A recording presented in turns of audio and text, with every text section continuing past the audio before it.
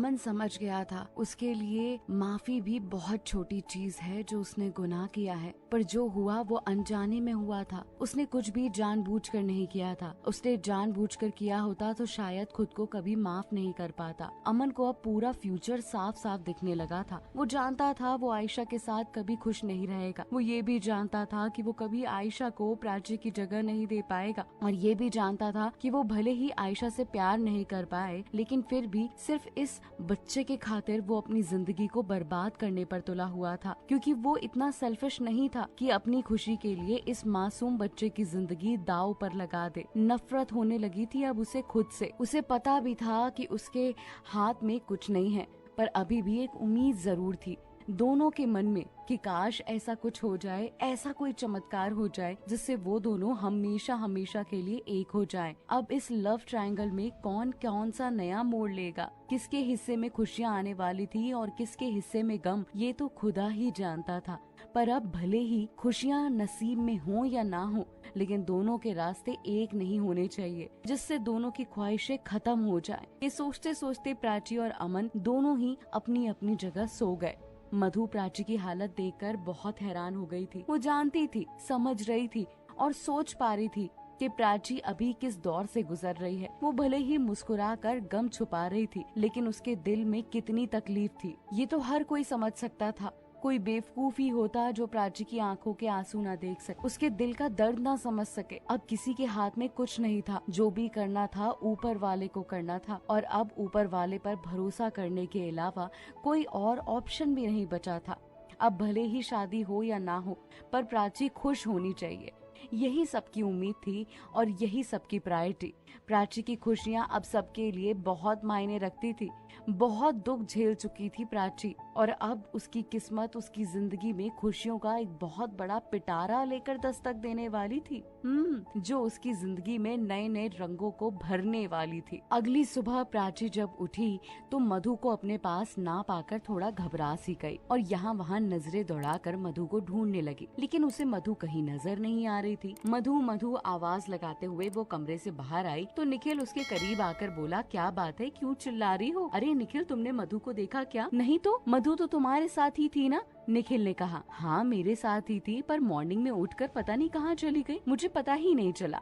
यही कहीं होगी यार, कहाँ जाएगी? ये कहकर निखिल वहाँ से चला गया तो प्राची वहाँ से आगे बढ़ी और घर के पीछे वाले दरवाजे पर गई। वहाँ मधु किसी से फोन पर बात कर रही थी। हाँ, मैंने तुमसे जैसा कहा है वैसा हो जाए, बस तुम्हें जितने पैसे चाहिए मैं दूंगी, पर काम हो जाना चाहिए। मधु की बातें सुनकर प्राची को थोड़ा अजीब लगा कि मधु किससे बातें कर रही है। प्राची खुद में बड़बड़ाई।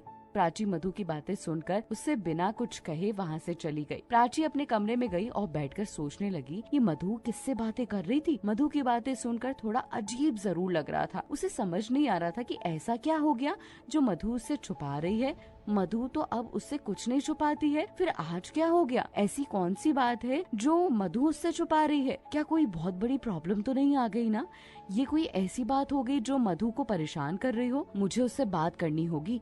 ये सोचकर प्राची पहले वॉशरूम में गई और फिर नहा धोकर कमरे से बाहर आई तो फिर से मधु को ढूंढने लगी, लेकिन मधु अब उसे फिर कहीं नजर नहीं आ रही थी। मधु को ढूंढते ढूंढते वो रूही के पास गई और बोली, तुमने मधु को देखा क्या? नहीं तो, मैंने तो मधु को नहीं देखा। क्या हुआ? रूही ने जवाब दिया। हाँ, वो सुबह से नहीं दिख रही है, प्राची ने कहा। अच्छा हाँ, ये तो मैंने भी सुबह से उसे नहीं देखा। हो सकता है यही कहीं, एक बार निखिल से पूछ लो, होगी किसी काम वाम में व्यस्त। निखिल से मैंने पूछा था, उसने कोई जवाब नहीं दिया। चलो तुम रहने दो, मैं देखती हूँ। ये कहकर प्राची वहाँ से चली गई। इधर अमन भी सुबह उठकर ऑफिस के लिए रेडी होने लगा तो अमन की मम्मी उसके पास आकर बोली, बेटा तुम्हें कहा था ना कि आज ऑफिस मत जाना, फिर भी ऑफिस के लिए तैयार हो रहे हो तुम? मम्मी, मैं आपसे पहले भी बोल चुका था, मुझे मत रोकना, फिर भी आपको समझ में नहीं आता। आप क्यों अपनी जिद पर अड़ी हुई हो? मैं ऑफिस जाऊंगा मतलब जाऊंगा। ये कहकर अमन गुस्से में वहाँ से जाने लगा तो अमन की मम्मी ने सड़ा सा मुंह बनाया और रुआसी आवाज में बोली, हाँ ठीक है, जा अपनी मम्मी की, तो तुझे एक बात ही नहीं सुननी होती है ना? ना मेरा तो बोलना बेकार ही है। तेरी माँ हूँ ना, तेरा अच्छा भला सोचती हूँ, वो भी तुझे बुरा लगता है। पिछली बार भी मना किया था शादी के टाइम ऑफिस मत जा, लेकिन तूने मेरी बात ही नहीं सुनी। और याद है ना उस टाइम पर कैसा एक्सीडेंट हुआ था? कम से कम इस बार तो मेरी बात मान जा। हाथ जोड़ती हूँ मैं तेरे आगे। अपनी मम्मी की ऐसी हालत देखकर अमन को उन पर दया आ गई और उनकी ओर देखकर बोला, अच्छा मम्मी ठीक है, आप कहती हैं तो नहीं जाता, बट रो मत। ये कहकर अपनी मम्मी से लिपट गया तो उसकी मम्मी उसके सर पर हाथ फेरते हुए बोली, बेटा बस तेरा प्यार ही तो चाहती हूँ, बाकी तो मैं तुझसे कोई उम्मीद नहीं रखती हूँ।